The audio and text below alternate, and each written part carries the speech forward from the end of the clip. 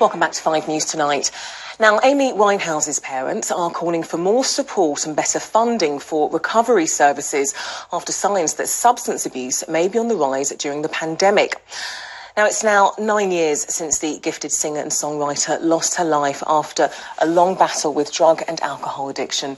Since then, her parents have been supporting young people dealing with substance abuse through the Amy Winehouse Foundation. Now, they say many people have turned to drugs during lockdown and help is urgently needed. Earlier, I spoke to her father and stepmother, Mitch and Jane Winehouse. I began by asking Mitch why he thinks this time might have been harder for those living with substance abuse issues. A warning, this video does contain flashing images.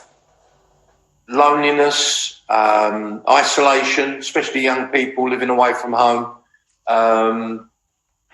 because of university and things like that. We just got the news that they can go back home during break time, which is going to help, obviously. But also people that have had to isolate because of I myself have had to isolate because I had COVID and I ate too much during that period. You know, also self-medicating through food.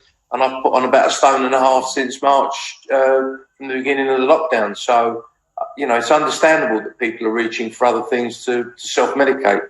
Well, what you are trying to do, you are trying to raise awareness. You've worked in partnership with filmmakers who've produced a film. Let's take a look at a clip of that. How did it go from Oxycontin to heroin? Oxy's $80 a pill. It's really hard to find. Heroin's $10 for a bag and it's a better high. Just do the math. It doesn't make any sense. Not with the Kristen that I know. The Kristen that you know is not the Kristen that I know. So, some pretty grim, shocking stuff, really showing the impact drugs can have on everybody in a family, in a community. What are you hoping that people can take away watching this film, Mitch? Well, it's very harrowing. It's a difficult watch, but there is hope and there is recovery in the film. That's an important message. But I think the important thing is for parents to be able to communicate with their kids and vice versa, which is difficult. It's difficult. I found it difficult with my child, with my daughter. You know, my way of dealing with these sort of things was to scream and shout and throw myself on the floor, which doesn't work. So the thing that we teach is to try and have sensible conversations about these issues. One of the problems in the film, if you see the whole film, is that the parents are basically in complete denial, total apathy, and they just think everything's going to go away, which is pretty much par for the course with all this stuff. So, Jane, there is plenty families can learn in terms of how you do deal with drugs use. But what about authorities, the government? What more could be done there? Well, we have big problems in this country at the moment. Year on year, the funding for treatment has been reducing. As much as 40% in some localities.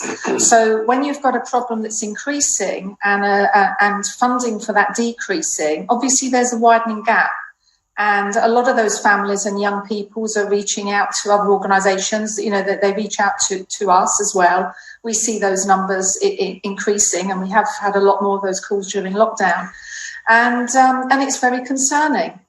There needs to be more prevention, there needs to be more treatment, and there needs to be more recovery projects.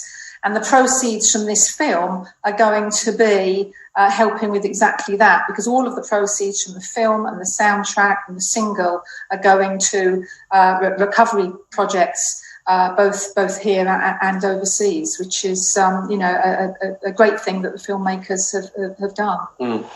And Mitch, you gave an insight in terms of the frustration of dealing with a child and speaking to Amy, trying to get her off drugs. We've all been there as parents. That's what we do, isn't it? We love them so much, and we shout at our children to make sure the right things happen to them. What's your message to families out there who might be dealing with the same struggles? get help. There is help available, even though it is quite limited, but there's plenty of people to speak to. In the first instance, speak to your GP. They would normally refer you to the local drug agency in whatever town you're in. And most important is to sit down and talk to your kids, and don't do what I do, and that is to throw a strop all the time, because it doesn't help.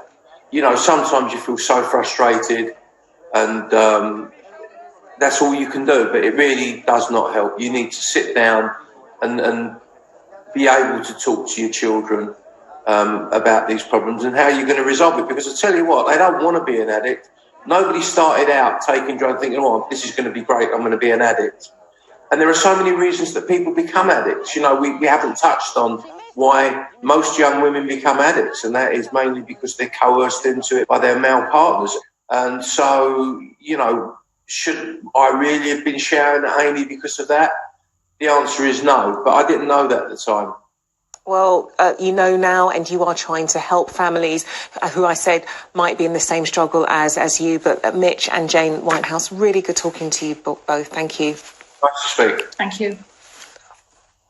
And if you've been affected by any of these issues, you can find links to support groups on our Twitter page.